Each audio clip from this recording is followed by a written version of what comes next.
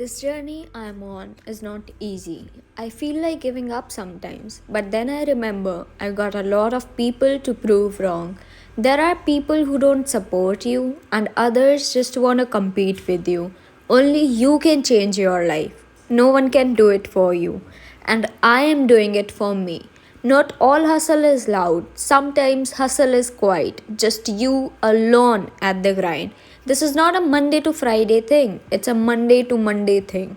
Every single day, I'm beating on my craft. Every single day, I'm looking to become more than I was yesterday. I'm not in competition with anybody. The only person that I am competing with is who I used to be yesterday.